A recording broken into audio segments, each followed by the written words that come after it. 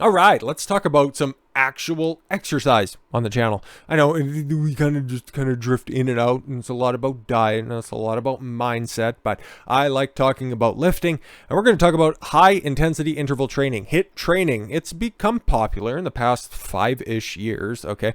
It's for the people that I just don't have enough time to exercise. Well, guess what? You just crank up the intensity, you just shorten your exercise periods, and guess what? You can get one hell of an exercise session in about 20-ish minutes, and you'll have all of the benefits of doing hours-long training. Okay, I prefer that for many reasons, even outside of exercise confines. It's the time where I can just turn off the brain and just do some meditative practices around iron or just out for a run. But hey, if you're being honest with yourself, you probably have a lot more time than that. But if you just want to get the exercise done like that, HIIT is probably for you. Exercise is crucial for health and longevity. A huge study published, that's a technical term, published in JAMA Internal Medicine. I've been reading JAMA articles for ever, okay? In May of 2016, on 1.44 million Americans and Europeans, has linked a high level of physical activity to the reduction of risk of 13 different cancers, including breast, colon, lung, and liver. A low level of fitness is known to be a risk factor for cardiovascular and all-cause mortality. If you don't move, if you don't get that heart rate up just a little bit, you're going to die, okay? Well, to be fair, even if you do, you're going to end up dying. But you're going to be dying sooner if you don't engage in some exercise. So there is no question that exercise is a key factor in the health and fitness of your body. Yet, for many people, the question is how much time and ability is necessary for your exercise to be beneficial. Well, depends on what you do with it. Because the principles of HIIT, of interval training, have been out there for as long as people have been exercising, but it's finally been kind of crystallized, and those practices and those theories have finally been put together into some sort of a regiment out there. So now you can reap the benefits of years and years of practical applications and research. Good news and bad news here, apparently. Good news is even short sessions of exercise can bring big results. Bad news is Americans are not getting enough exercise, and Canadians and Australians and Europeans and Asians and Africans, but I guess this is just specific to Americans, but it's universal in its application. Current physical activity guidelines for Americans calls for adults to do a minimum of 150 minutes of moderate intensity, aerobic exercise per week, or 75 minutes of vigorous aerobic activity. That is garbage. Moderate activity, okay, that's just probably, for the average person, a heart rate of like 90 to 110, so it's just like kind of a brisk walk, okay, and that's 150 minutes per week, and then getting up to that 110, 120 heart rate for vigorous activity, an hour, 15 minutes. Okay, it's better than nothing, but that's cool. In addition, the guidelines call for moderate to high intensity strength training at least 2 days per week. I don't know what you're going to be training 2 days a week, but you do you, especially if you're so concerned about time restricting yourself. The percentage of Americans who meet these guidelines has improved from 15.1% in 2000 to 21.5% in 2014, but that still leaves a vast majority. Just about 80% of people, 88% of people aren't exercising enough, okay? And I could imagine the recidivism rate. So we're probably back around that 90% thanks to lockdowns and vaccine passports that are keeping healthy people, or people are aspiring to be healthy, people who want to take their own health into their own hands, barring them from going into the gyms, because that makes sense. It makes me furious. Minimum consistency exercise pays off. Yeah, just do a little bit every single day, and eventually that'll just add up, okay? And eventually you'll want to do more. That's the weird thing about exercise. You find something that you like, and then you just want to do it. Weird, huh? And then you eventually start to see the benefits of it, and then you eventually start to see the results pay off, and it's like, it's a self-fulfilling prophecy. You do something good, you get rewarded for it, and then the cycle continues the more you do it. Strange. Even a small, regular dose of exercise makes a difference. In a pooled analysis of 6 studies, people who got regular exercise but a smaller amount than the federal recommendations still had a 20% decrease in mortality risk compared to those who were sedentary, which means motionless, okay? Don't do enough to trigger the threshold of exercise. Those who met the recommendations had a 31% decrease in risk, and the risk reduction reached a plateau at 39% for 3 to 5 times that recommended minimum of activity. Studies on runners have found similar results. Large reductions in the all-cause mortality risks are commonly found in groups that run moderate amounts compared to those who are sedentary, running or jogging about 2 to 3 times a week, a total of 1 to 3 hours per week at 6 miles per hour or slower. Wow, that's not that much. That's not that fast, but that's nice to know. That's good to know. These results that are a significant longevity benefits to be gained with even a small amount of moderate exercise. That being said, exercise more vigorously.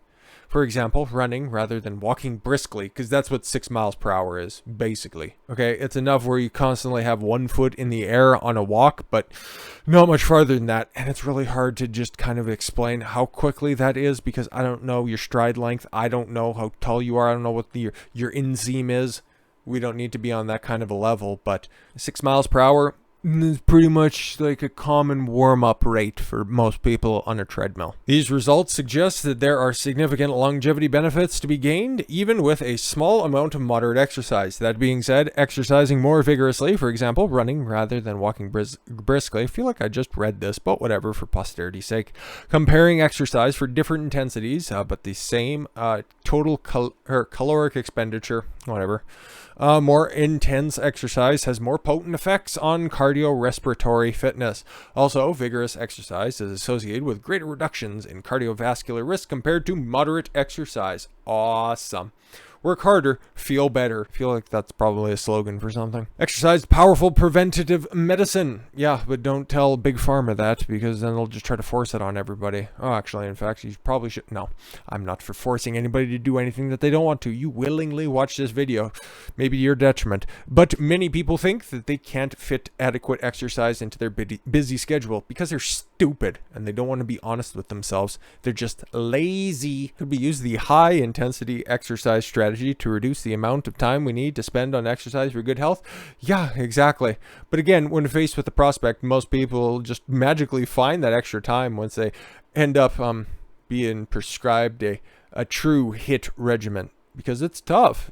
And it makes that 20 minutes, okay, feel like about 6 hours. High-intensity interval training generally includes short bursts, 20 to 60 seconds. 60 is on the high end of stuff, okay? You'll want to be around that 20 to 30 second mark if you're actually doing true high intensity of a maximum or near maximum effort, followed by a recovery period repeated several times. Yep. HIIT is used as a time-efficient strategy for improving cardiorespiratory fitness and athletic performance. Notable studies on HIIT published in PLOS 1 in April of 2016 sparked headlines claiming that 1 minute of very intense exercise could produce the same health benefits and fitness as 45 minutes of moderate exercise. Yeah, exactly. It's powerful stuff, okay? And I'm not going to dispute that study there. I'm just saying I like the time sink of going out there and exercising for a long period of time, but I just eventually ramped up to that point. I didn't start out by doing so much exercise, okay? And I don't take rests. Rests are for the weak. The study compared traditional endurance exercise to HIIT by assigning previous inactive men to 3 groups for 12 weeks. A sedentary control group, an endurance exercise 3 times per week, 45 minutes on the stationary bike at a moderate pace, including a 2-minute warm-up and a 3-minute cool-down, so a total of 50 minutes. Interval training group, 3 days per week, 2-minute warm-up, 20-second all-out sprint, 2 minutes, or slow 2 minutes, 20-second sprint, slow 2 minutes, 20-second sprint, 3-minute cool-down, and a total of 1 minute of high-intensity activity. Yeah, exactly. But you're constantly ramping up those heart rates and then just knocking them down a little bit and then ramping them back up, so you get that increased capacity, okay? You get those benefits of engaging those muscles, engaging those organs at their maximum or near maximum potential over and over again. Kind of think of it as stretching them out, okay, in a good way. You don't really want to be stretching your organs. That would be weird. Before and after, the researchers took muscle biopsies and blood to measure indicators, cardiorespiratory fitness, and insulin sensitivity. They also measured body composition. Both groups saw improvements in their body fat percentage, except for the sedentary group. They suck. Cardiorespiratory fitness, insulin sensitivity, and skeletal muscle markers of fitness and glucose metabolism. The striking finding was that the improvements were similar in the two exercise group. Yeah, exactly. So if you start hearing people saying, I don't have time to exercise, well, you got time. We can create time. You got 10 minutes, 3 days a week. Study is notable because of the small time commitment that they studied, 10 minutes, 3 days per week. And at the end of the 12-week study, the total time spent on stationary bike was 27 hours. I would rather put a gun in my mouth than ride a stationary bike. It's just the most pedantic form of exercise. But if you like it, hey, good for you. Okay, it's pretty easy on the knees once you set everything up properly. And if you're starting out, there's nothing wrong with it. I just don't like stationary bikes. They stink. It's hard to get up to a respectable heart rate level.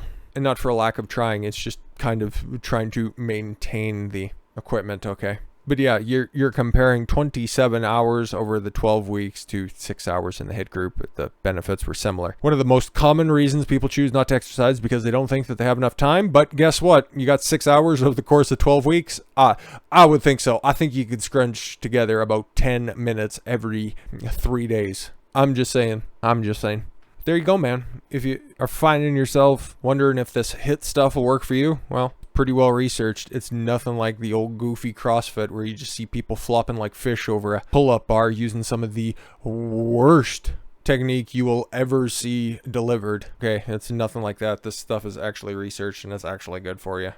It won't lead to a bunch of overuse or just other horrific injuries. You want a good laugh? Check out CrossFit Fails. Just type it into YouTube. They're out there and they're plentiful. But with that said, thank you all very much for the gift of your time. I've been Don Consuelo. Why don't you follow your gut and get after it. Take care, everyone.